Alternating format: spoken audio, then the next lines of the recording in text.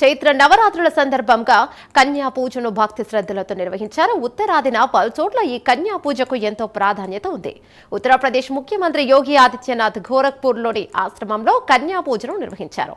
చైత్ర నవరాత్రుల చివరి రోజున కన్యా పూజలు చేయడం ఆనవాయితీగా వస్తోంది.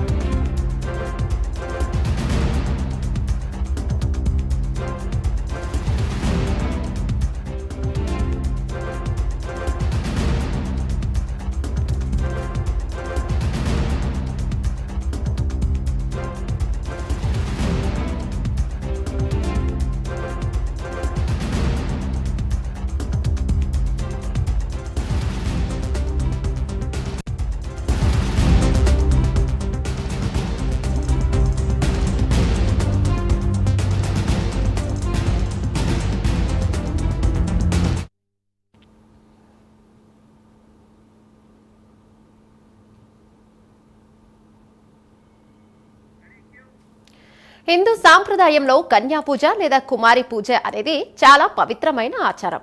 ముఖ్యంగా దేవి నవరాత్రుల సమయంలో దుర్గాదేవిని బాలికల రూపంలో ఆరాధించడం దీని ముఖ్య ఉద్దేశ్యం. సాధారణంగా 2 నుండి 10 సంవత్సరాల మధ్య వయస్సు గల బాలికలను దుర్గాదేవి స్వరూపులుగా భావించి పూజిస్తారు. సాధారణంగా 9 మంది బాలికలను ఆహ్వానిస్తారు.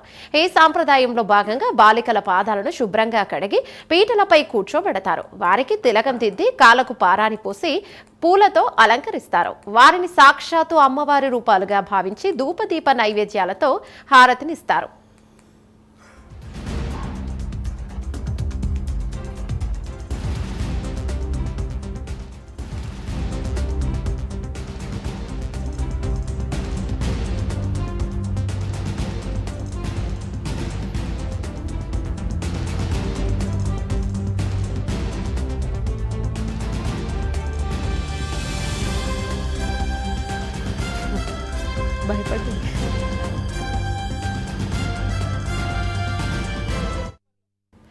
గోరఖ్పూర్లో యోగి ఆదిత్యనాథ్ ఇలాగే బాలికలను పీటపై కూర్చోబెట్టి వారికి తిలకం దిద్ది కానుకలను సమర్పించారు. వారికి కొత్త బట్టలు, పండ్లు లేదా దక్షిణ బహుమతిగా ఇచ్చి ఆశీస్సులను తీసుకున్నారు.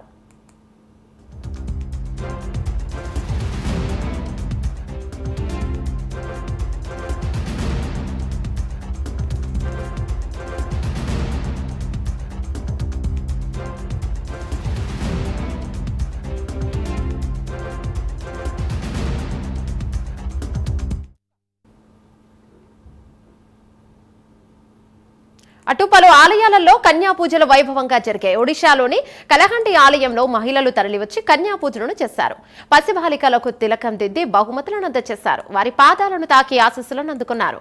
బాలికలను దుర్గామాతలాగా భావించి పూజించారు. చాలా మంది పేద బాలికలకు ఈ రకంగా కానుకలు దుస్తులు లభించడం విశేషం.